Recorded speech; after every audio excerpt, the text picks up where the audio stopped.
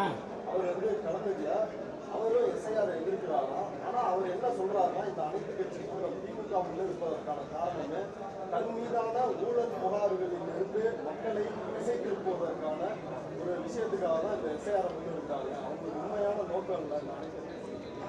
இல்லை, இது அவருடைய அரசியல் அறியாமையைத்தான் காட்டுது. அதாவது எந்த நிலையில் அவர் இருக்கார், இது என்ன நடந்துச்சு இதுக்கு முன்னாடி எல்லாமே அவருக்கு தெரியும். இது எவ்வளோ பெரிய பாதிப்பை உருவாக்க போகுது அப்படிங்கிறது கூட அவருக்கு தெரியாமல், ஏன்னா அவர் உங்களுக்கு தெரியும் ஏற்கனவே அவர் பாசிசத்துக்கும் பாயாசத்துக்குமே வித்தியாசம் தெரியாதவர். அப்போ அவர் இன்னைக்கு சொல்கிறாரு அப்படிங்கிற பொழுது இது வெறுமனே வாக்கு உரிமைகளை மட்டும் நீக்குவதற்கான நோக்கம் இல்லை, இது குடியுரிமையை இழக்கிறதுக்கான ஒரு முயற்சி தாங்கிறது எங்களுடைய குற்றச்சாட்டு.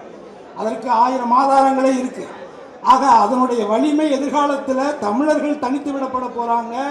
தமிழர்கள் மண்ணை இழந்து உரிமைகளை இழந்து அனாதைகளாக அகதிகளாக எப்படி இலங்கையிலிருந்து இன்றைக்கு கிட்டத்தட்ட 40 ஆண்டு காலங்களுக்கு மேலாக இருக்கக்கூடியவர்களை இன்று வரை குடியுரிமை கொடுக்காமல் வஞ்சித்து கொண்டிருக்கக்கூடிய மத்திய அரசு வரக்கூடிய காலங்களில் தமிழகத்தை ஒரு நாதியற்ற ஒரு கூட்டமாக மாற்றுவதற்கான ஒரு முயற்சி என்பதை கூட உணராமல் அறியாமல் யாரோ எழுதி கொடுப்பதை படித்து கொண்டிருக்கக்கூடியவராக இருப்பது உண்மையிலேயே அவரும் தமிழர் என்ற நிலையிலே மிகவும் வேதனையாகத்தான் இருக்கு.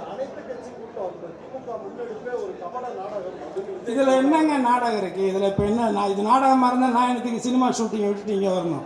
இது உண்மையிலேயே இது நீங்கள் பீகாரில் உங்களுக்கு தெரியும், உச்சநீதிமன்றத்தில் வழக்குகள் தொடர்ந்துருக்காங்க. பெரிய பெரிய சட்ட வல்லுநர்கள்லாம் சொல்கிறாங்க, இதோட அபாயத்தை சொல்கிறாங்க. அடுத்து பிஜேபியினுடைய சித்தாந்தம் என்னங்கிறது எல்லாருக்குமே தெரிஞ்சது தானே. அவங்க ஒரே இந்தியா, ஒரே ரேஷன் கார்டு, ஒரே ஆதார்னு அடிச்சுக்கிட்டாங்க. இன்றைக்கி ஆதாரே அலோடு இல்லைங்கிறாங்க. அவன் நினச்சா அவங்களுக்கு இஷ்டத்துக்கு என்ன வேணாலும் பண்ணிக்கலான்னு நினைக்கிறாங்க. இதை கூட இதில் அரசியல் இவங்க பண்ணுற இதுன்னு யாரு மேலே குற்றச்சாட்டு இல்லை, எல்லாரும் மேலே இருக்குது. ஆனால் எந்த நேரத்தில் எது முக்கியமான ஒரு விஷயமோ அதுக்குள்ளே அரசியல் பார்க்குற ஒரு கேவலமான ஒரு மனநிலை இங்கே இருக்கிறது முதல்ல ரொம்ப வருத்தத்துக்குரியது. அதை அவங்க மாற்றிக்கிறது நல்லது. இல்லை, அவர் அழைப்பு கொடுத்துருக்காங்க மக்கள் மீது. மக்கள் பாதிக்கப்பட்ட மக்களை நேரில் போய் பார்க்காம பனையூரில் கூப்பிட்டு பார்க்குறவர்கிட்ட நீங்கள் இதுக்கெல்லாம் வாங்க கலந்துக்கன்னு கூப்பிட்டா வருவாங்களா? ஷூட்டிங் ஏதாவது இருந்தால் கூப்பிடுங்க வருவார்.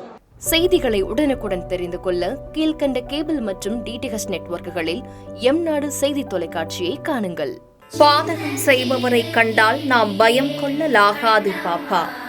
மோதி மிதித்துவிடு பாப்பா, அவர் முகத்தில் உமிழ்ந்து விடு பாப்பா. அண்மை செய்திகளை உடனுக்குடன் தெரிந்து கொள்ள இணைந்திருங்கள் எம்நாடு தொலைக்காட்சியுடன்.